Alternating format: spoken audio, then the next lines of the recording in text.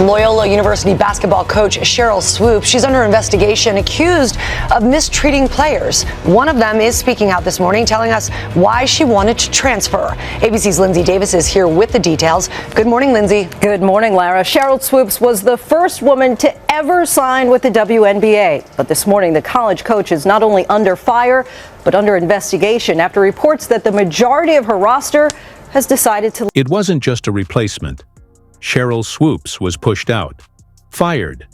And the reason? Caitlin Clark. There's a lot of other shit going on that players are like, this ain't where I want to be. Over there? Yeah. Yeah. Some new shit going on around there. It's a lot. Yeah. So you have players that are very significant on this Indiana Fever team that are like, I don't want to be here. This is where I want to be. Yeah. Now listen. Months ago, Sheryl Swoopes sat high on her pedestal, confidently predicting disaster for the Indiana Fever. She dismissed Caitlin Clark, claiming no one wanted to play in Indiana and insisting that top talent would never sign there. Hey, welcome back to the channel. Thank you so much for checking out this video. As always, appreciate your support. Hope you're having a fantastic day.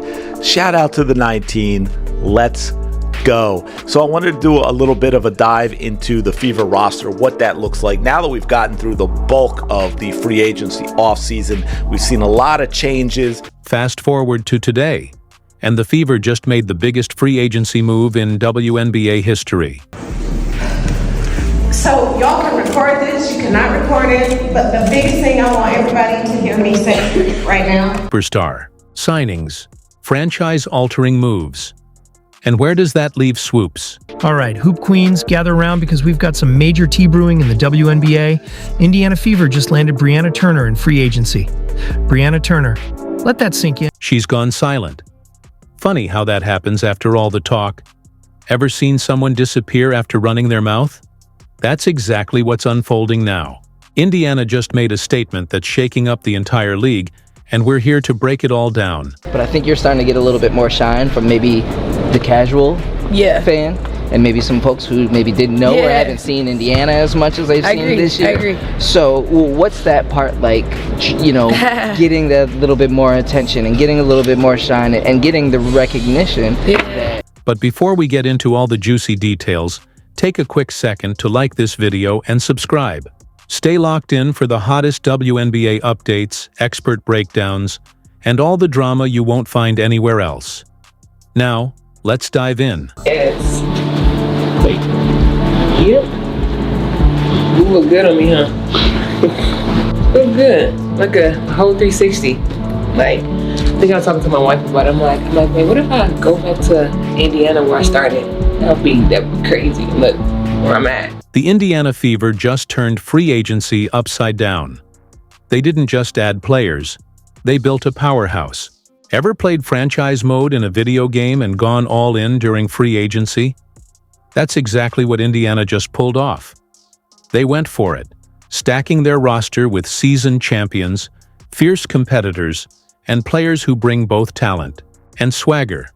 This wasn't just another off-season. It was a strategic takeover. Going for your services, Dawana, so why was this the right opportunity for you? I just feel like it was the location for one. My kids are literally right up the road, and I've spent a lot of time away from them, so that and the core that they have here now is just kind of want to fit in, and be another piece of the puzzle, and hopefully bring the energy dynamic and take us to a different level in the playoffs. First, they secured Natasha Howard, a three-time WNBA champion and a defensive powerhouse. Howard doesn't just defend, she shuts players down. Her versatility allows her to guard any position, dominate the glass, and protect the rim, instantly transforming Indiana's defensive identity. In Sophie Cunningham, the Indiana Fever are trading for a multi-dimensional wing, capable of knocking down the three ball. Cunningham is starting to cook. Cunningham three is good. Cunningham from the corner, locking down defenders. Several deflections, and this time she gets the steal and the N1 opportunity. Then came Dawana Bonner, a 6'4" scoring machine and a nightmare for defenders. She brings leadership, championship pedigree, and a clutch gene that instantly makes the Fever a serious playoff threat.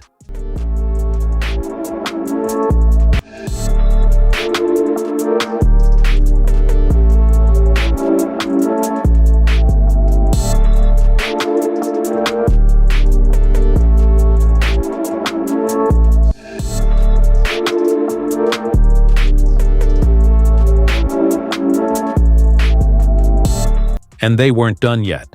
Enter Sophie Cunningham, a fearless spark plug with a fiery attitude. She's a trash-talking, high-energy competitor who thrives under pressure and knows how to ignite both her team and the crowd. Indiana needed that edge, and Sophie brings it. To top it off, they added Sydney Colson, a veteran with championship DNA who does more than just play. She unites teams. Her leadership in the locker room will be just as vital as her presence on the court. This isn't just a group of talented players.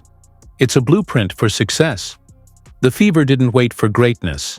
They built it. And that's where you brought up the Fever. I think what I've learned in my WNBA experience is pace of play trumps physicality, it trumps size, it can trump experience, because a lot of times when you're experienced, it's really like code word for your veteran, which is code word for your old. Slow the pace. Yeah.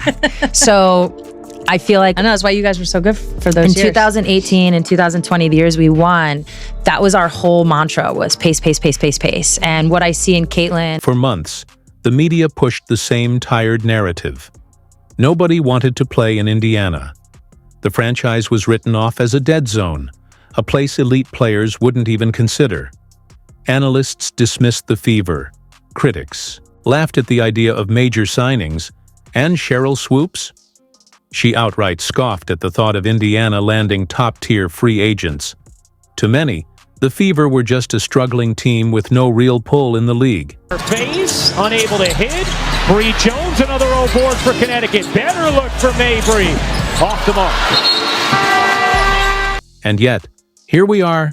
Indiana didn't just sign free agents. They landed some of the best talent available.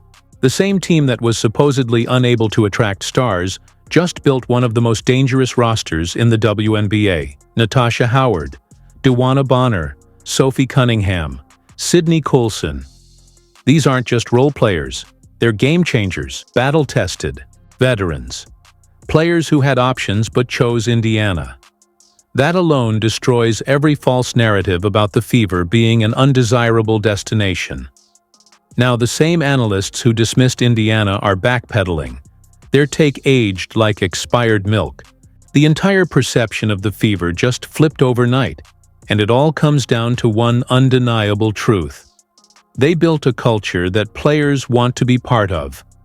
With Caitlin Clark in town, a front office making bold moves, and a roster that's suddenly one of the best in the league, Indiana isn't just back. They're a problem. Oh, it's a triple-double for Caitlin. What a reaction by Kelsey.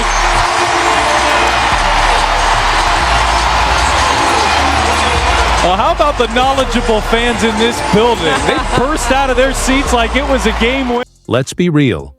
This is the Caitlin Clark effect in full force. Clark isn't just another rookie looking to prove herself. She's a franchise-changing force. The kind of player who doesn't just improve her team, but shifts the entire WNBA landscape. The Indiana Fever, once stuck in rebuilding mode, is now the most talked-about team in the league. And that's no coincidence.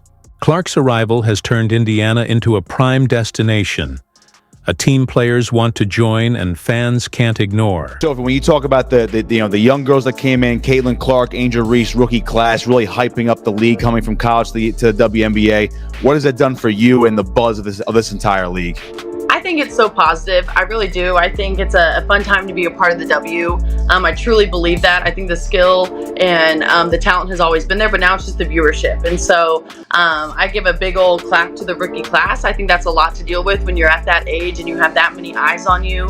But I think they've done a great job in the league as well. I think the physicality and all that they're going to get used to, but I think especially Caitlin Clark, she's been killing it. When Sophie Cunningham signed with Indiana, she didn't sugarcoat it. Caitlin Clark was a factor. Players, aren't just hearing about Clark's ridiculous shooting range or highlight reel assists. They're hearing about her leadership, her competitive fire, and her ability to make everyone around her better. That's the kind of player others want to play with. She's a magnet, pulling in both elite talent and massive attention to a franchise that was once overlooked. I'm going to use her word. I want to see her continue to be a dog. She is a dog. Here's what I'll say about Angel. I love the fact that she's just her, right? And she says she's unapologetically Angel. She plays hard, both ends of the floor. It doesn't matter what the score is. The thing that I think people question wasn't so much about her game or her rebounding, but it was the scoring. And the fact that she is either averaging or almost averaging a double-double is pretty impressive to do from anybody, but in particular a rookie. I just love how she's come into this league. She's embraced the bumps, the bruises. She's embraced the good with the bad. And I love watching her play because she plays hard the entire. And let's talk about Sheryl Swoopes. She wrote off Caitlin Clark, calling her overhyped. Just another college star who'd struggle for years before making an impact in the pros. But reality? Clark is already leading the league in assists, dropping 40-point games like it's routine, and shifting the balance of power in the WNBA. Indiana isn't just improving, they're becoming dangerous. And Clark is the reason why. Pin down here, wide open.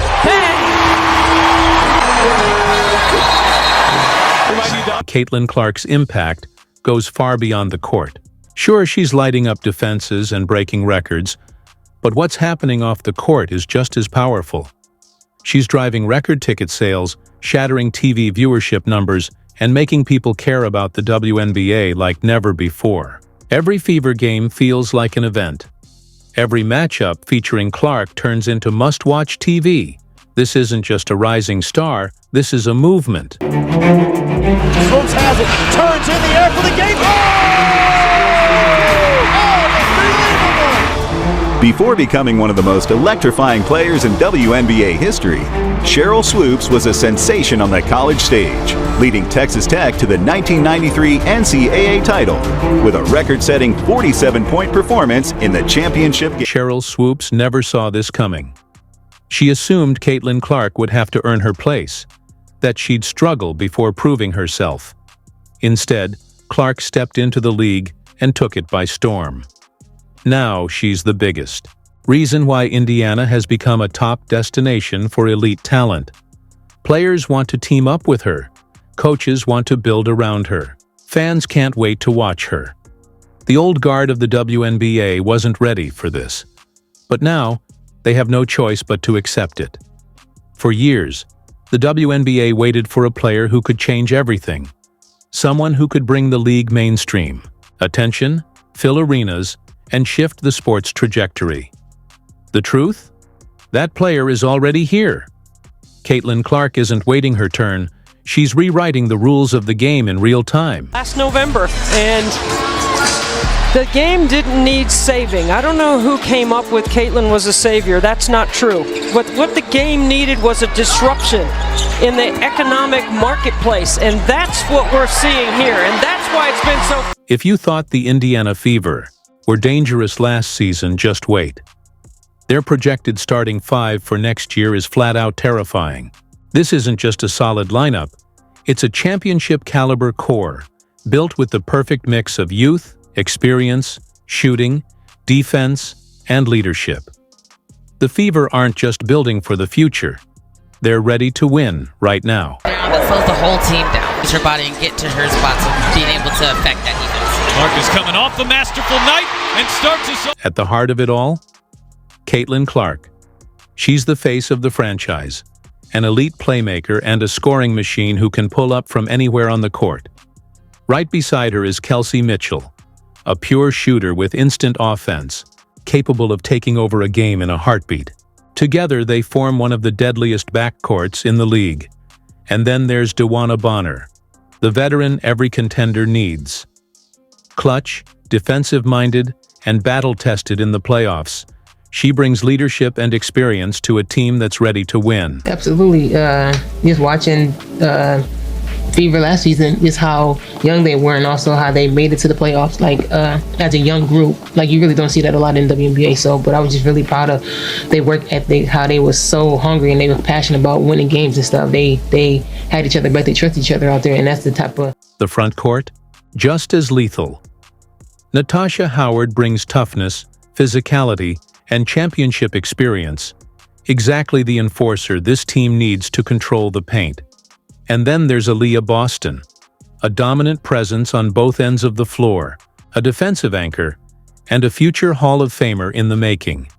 This lineup has it all: shooting, defense, leadership, and championship DNA. The rest of the league better take notice because Indiana isn't just coming to compete. They're coming to take over. Picked up by Barnes. She drives right around her. Right baseline. Spinner in the lane. In and out and back in again. Swoopes hits the low. Not too long ago, Sheryl Swoopes was everywhere, loudly doubting Caitlin Clark and the Indiana Fever. She dismissed Clark's impact, underestimated her ability to adapt to the WNBA, and made it clear she wasn't buying the hype. But now, dead silence. During a recent broadcast, commentators couldn't stop praising Clark, marveling at her dominance, her leadership, her game-changing presence. And Swoopes? She sat there in complete silence. 60 full seconds of awkward, uncomfortable quiet. No rebuttal, no counterpoint, no admission that maybe, just maybe, she got it wrong. The same woman who had so much to say before the season suddenly had nothing left to offer. Hey, what's up, H-Town? It's your girl, Sheryl Swoopes, throwing out the first pitch. Here to cheer on the Astros. Yo, we gotta get it done tonight.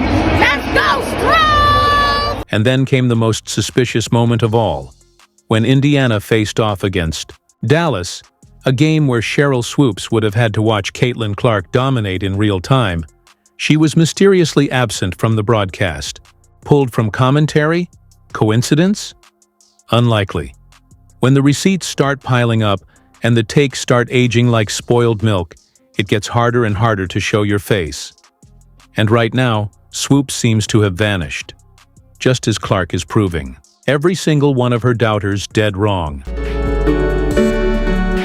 When I look back at a lot of firsts, right, that I've done and I've been able to do in my career, first player signed, first player to have a kid in the WNBA and come back.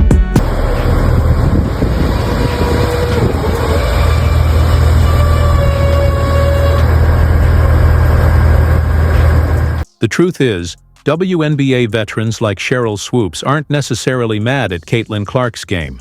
They're mad because she didn't wait her turn. The league has always had an unspoken hierarchy.